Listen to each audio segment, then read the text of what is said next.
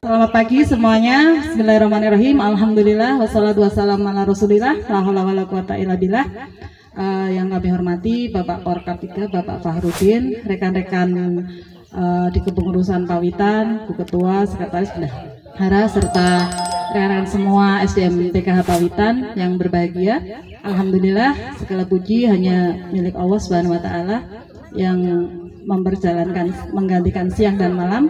Pada kesempatan hari ini begitu banyak nikmat yang kita berikan, bisa bernafas, bisa menghirup dan melihat pemandangan yang sangat indah. Semoga rekan-rekan semua selalu dalam perlindungan dan pertolongan Allah Subhanahu wa taala. Kedua kalinya salawat beserta salam semoga selalu Allah limpahkan, curahkan kepada sang uswah kita Nabi Muhammad SAW. Baik rekan-rekan semua, kita akan mulai agenda rapat koordinasi dan diskusi keluarga besar pendamping sosial khususnya di Pawitan ini. Kita awali dengan bersama-sama membaca basmalah. Bismillahirrahmanirrahim. Acara berikutnya yaitu menyanyikan lagu Indonesia Raya, dilanjutkan dengan menyanyikan Mars PKH. Kepada seluruh pendamping, rekan-rekan semua diharapkan berdiri, dan kepada Mbak Emi kami persilakan untuk memandu. Marilah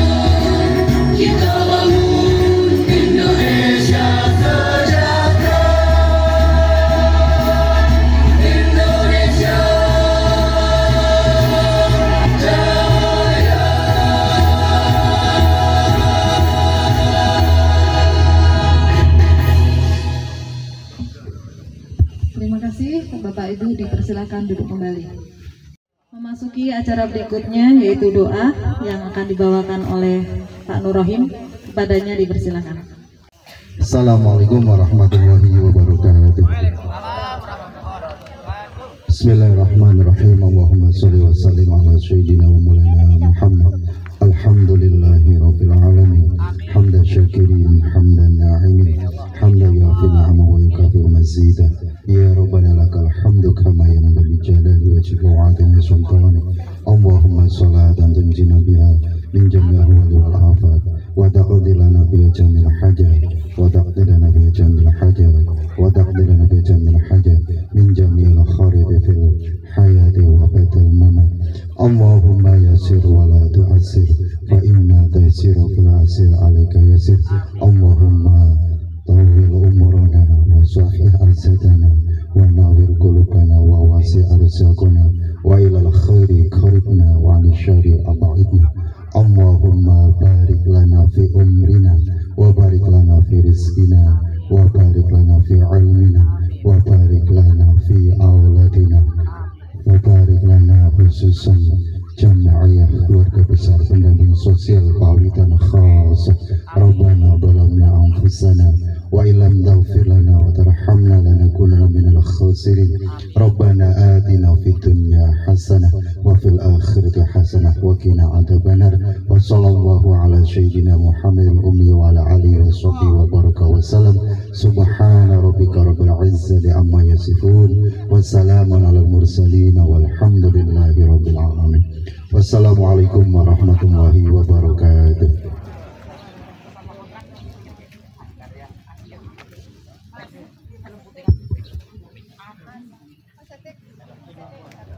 Terima kasih kepada Pak Nur Rohim. Semoga doa-doa kita diijabah ya sama Allah Subhanahu wa taala. Baik, Bapak Ibu sekalian, untuk acara berikutnya yaitu sambutan dari Ketua Pawitan kepada Mbak Silvi, dipersilakan.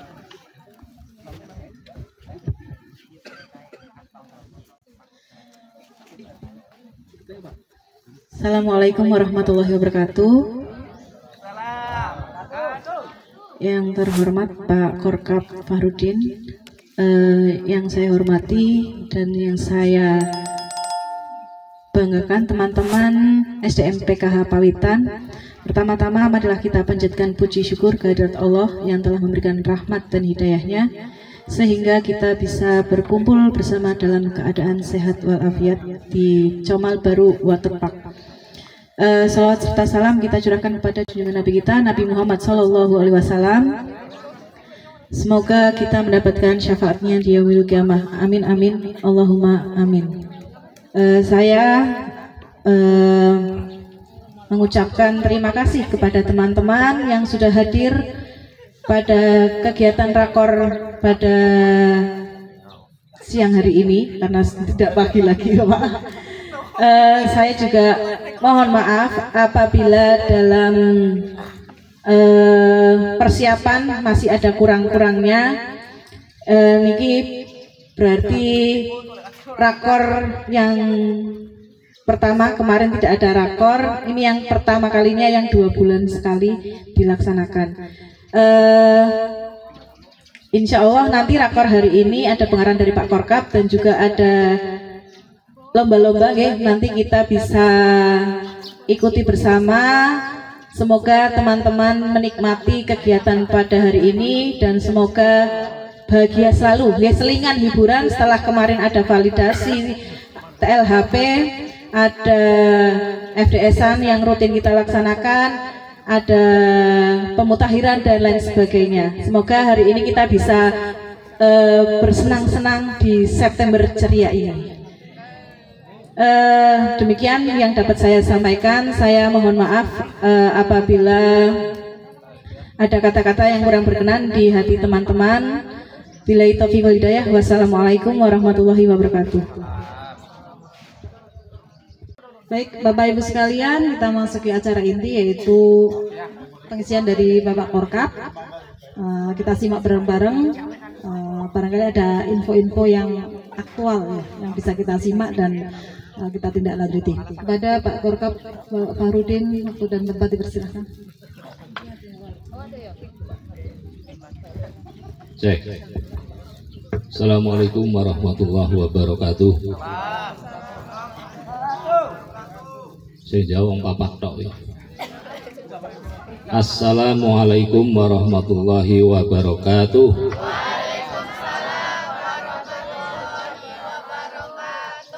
Tak pusing gelem.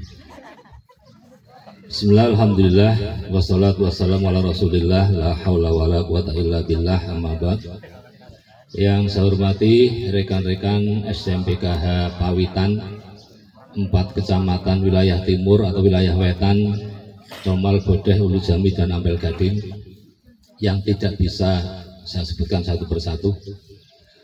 Pertama dan paling utama, marilah kita senantiasa memanjatkan puji syukur kehadirat Allah. Hari ini kita dapat berkumpul bersilaturahim di tempat yang cukup sejuk ini, walaupun sedikit hankamnas bertahan di kawasan yang panas, tapi alhamdulillah banyak pohon rindang sehingga bisa memberikan kesejukan buat kita semua. Alhamdulillah kita dapat hadir di sini dalam keadaan sehat walafiat. Salawat dan salam Allah semoga senantiasa tercurah kepada junjungan kita Nabi Agung Muhammad SAW, keluarga dan sahabatnya, dan semoga sumrambah kepada kita semua. Amin Allahumma amin. Dan saya juga tidak perlu berlama-lama karena nanti setelah ini ada beberapa lomba, dan insya Allah saya ikut lomba makan sate nanti kalau ada. Kalau gak ada ya kerupuk, wah pasti dipangan. Ya, materi sudah di-share, kita simak bareng-bareng. Itu ada materi terbaru kaitannya dengan uji publik Permensos yang dulu nomor 1 tahun 2018 tentang program Keluarga Harapan. Karena tidak ada slide, maka kita simak bareng-bareng, buka HP masing-masing, masuk di materi itu. Sedikit bercerita tentang sejarah PKH. Jadi PKH itu lahir pada tahun 2007, launching di Gorontalo, waktu itu masih zaman kepemimpinan Pak SBY dan Yusuf Kala. Kalau nggak salah Menteri Sosialnya masih Pak Bakhtiar Hamzah, kemudian Menteri Kesranya masih Pak Abu Rizal Bakri. Ya, di sana diloncengkan ada program pengentasan kemiskinan yang terbagi dari menjadi 3 klaster. Klaster 1, klaster 2, dan klaster 3. Klaster 1 itu adalah bantuan yang sifatnya langsung bisa dinikmati. Ibarat memberi makanan itu sudah dalam bentuk ikan atau sudah dalam bentuk tempe, jadi tinggal makan saja. Misalnya PKH itu sendiri, berarti diberikan uang untuk bisa dinikmati. Kemudian ada BOS. BOS itu ya untuk bantuan sekolah, yang dimana siswa atau sivitas akademiknya itu bisa menikmati bantuan itu. Kemudian waktu itu ada Raskin. Apa itu Raskin? Beras miskin, ojo disalahartikan, wis geragas miskin. Raskin, beras miskin. Kemudian ada juga Jamkesmas waktu itu. Artinya memang waktu itu untuk klaster 1 itu bantuan yang langsung bisa dinikmati. Coro mangan itu sudah olahan mateng, tinggal nguntal gitu. Kemudian ada klaster kedua. Klaster kedua itu bantuan yang sifatnya stimulus, misalnya PNPM. PNPM itu kan pinjaman tapi mengembalikan dengan sistem tanggung renteng dan sebagainya. Kemudian ada juga P2KP dan sebagainya yang serumpun dengan itu. Jadi ibaratnya kalau klaster 1 itu pemerintah langsung memberikan ikannya, klaster 2 pemerintah memberikan kailnya atau pancingnya. Jadi kita suruh mancing untuk mencari ikan. Dan klaster ketiga itu program yang ada hanya satu, yaitu KUR, kredit usaha rakyat. Berarti pemerintah ibarat memberikan perahu, pancingnya gawe dewe, iwae luru dewe. Jadi itu sudah sudah terukur. Nah, pengendali dari program itu namanya TNP2K. Mungkin pernah dengar rekan-rekan TNP2K, Tim Nasional Percepatan Penanggulangan Kemiskinan. Ya. Kemudian data yang dipakai waktu itu adalah data hasil PPLS yang dilakukan oleh BPS, Badan Pusat Statistik.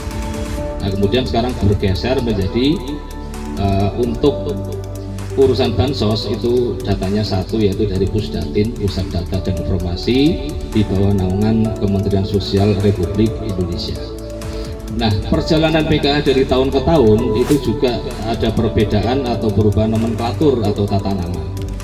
Yang pertama, sasarannya bernama RTSM, rumah tangga sangat miskin.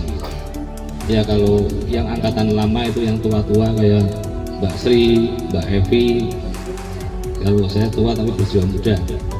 Ya.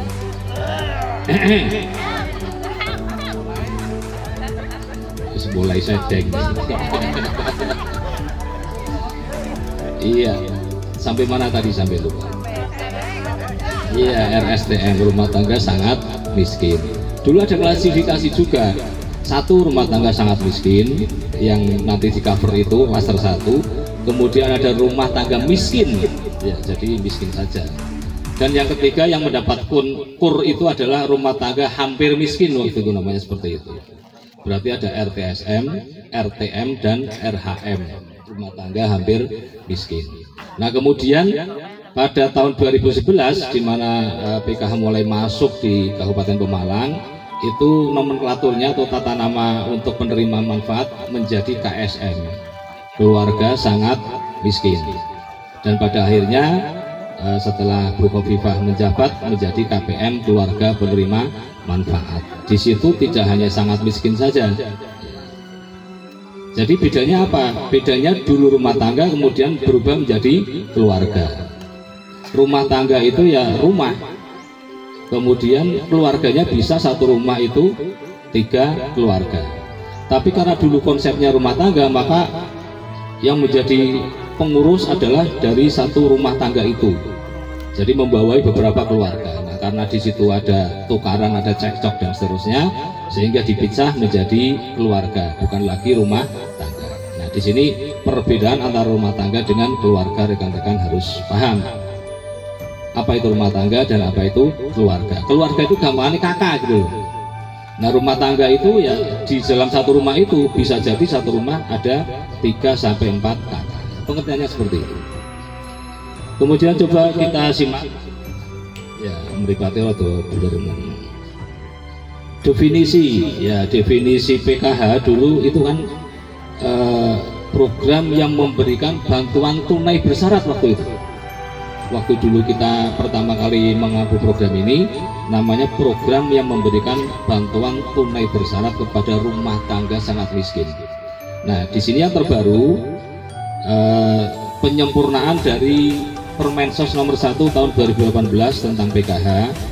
Jadi program Keluarga Harapan yang selanjutnya disingkat PKH adalah program pemberian bantuan sosial bersyarat kepada keluarga dan atau seseorang miskin dan atau rentan yang terdaftar dalam DTKS, data terpadu kesejahteraan sosial, dengan aplikasi SIG-NG dan SIG-SIG yang lain.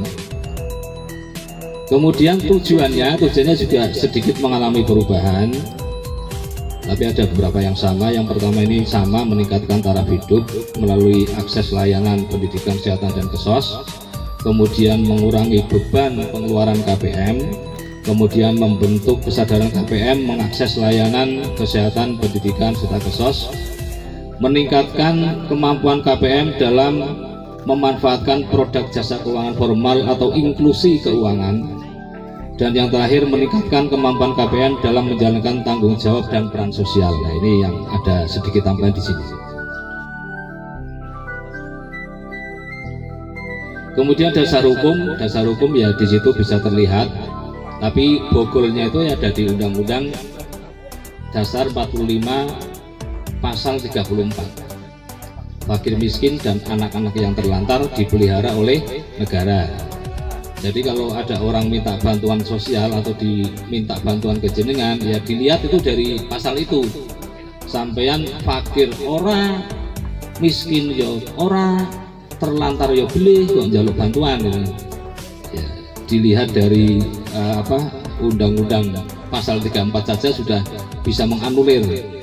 Lah, sampean orang fakir, orang miskin, orang terlantar. Kemudian berikutnya hak dan kewajiban KPM.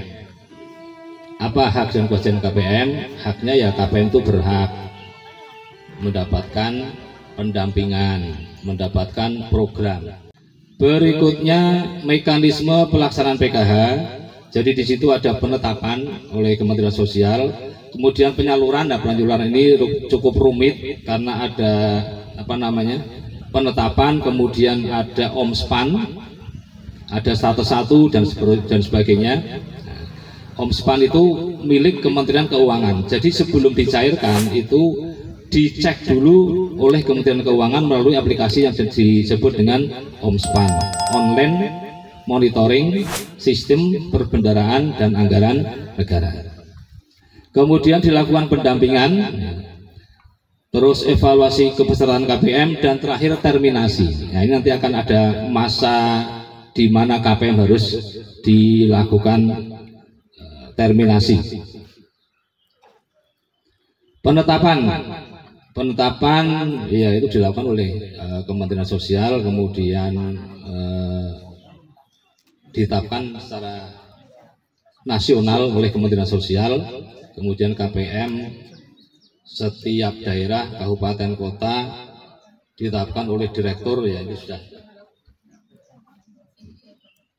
memang seperti itu. Kemudian alur penyaluran, karena ada yang melalui bank dan ada yang melalui pos. Jadi yang tadinya di bank kemudian sekarang pindah di pos, itu jangan diutik-utik, biarkan saja.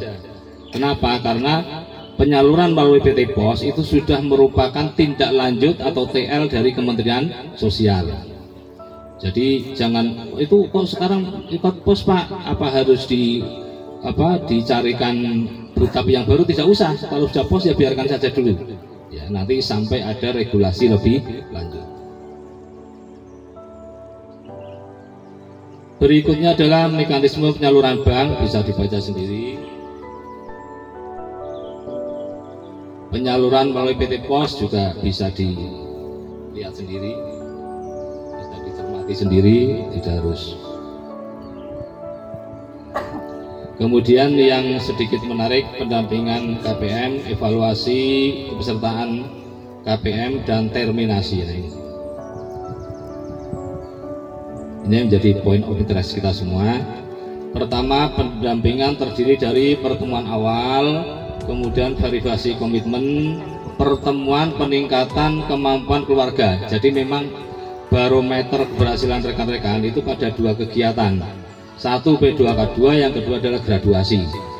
Jadi semakin rekan-rekan istiqomah dalam melaksanakan P2K2 dan bisa melaksanakan graduasi tanpa syarat, nah itu berarti ada nilai plus pada diri rekan-rekan. Nah, untuk P2K2 itu kan bisa dilihat dari laporan. Kemudian yang D adalah pemantauan penyaluran. Jadi bukan menyalurkan, tapi memantau dan mengedukasi berkaitan dengan penyaluran. Yang terpenting itu jangan sampai ada nomor PIN nempel di kartu. Ya, itu yang prinsip itu aja dulu. Nah, bagaimana? Ya, ibu punya nomor yang kira-kira favorit ibu nomor berapa, ya udahlah pakai itu aja.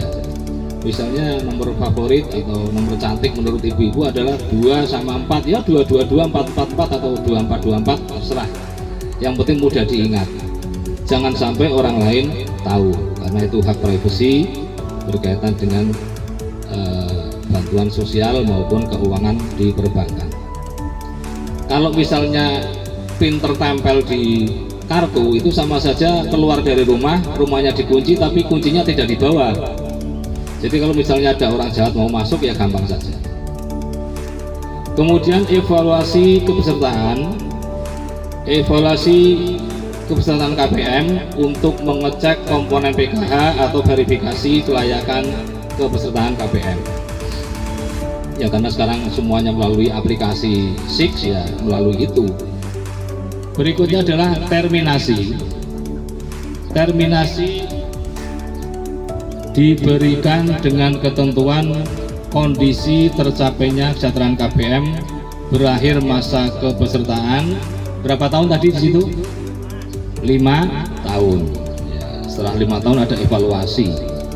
Jadi umur KPM itu sebenarnya 5 tahun. Kalau dari 2011 sampai sekarang masih ada, ya berarti berumur panjang. Ya, selamat ulang tahun. Kemudian habisnya komponen atau kategori. Kemudian ditidaklayakkan oleh pemerintah daerah, kabupaten kota atau Kemensos. Berikutnya perubahan data KPM PKH. Saya kira bisa dibaca sendiri, tidak ada penjelasan lebih lanjut. Pemantauan, evaluasi, dan terakhir apa, Riz? Terima kasih. Ya, oke. Saya kira itu saja yang dapat saya sampaikan.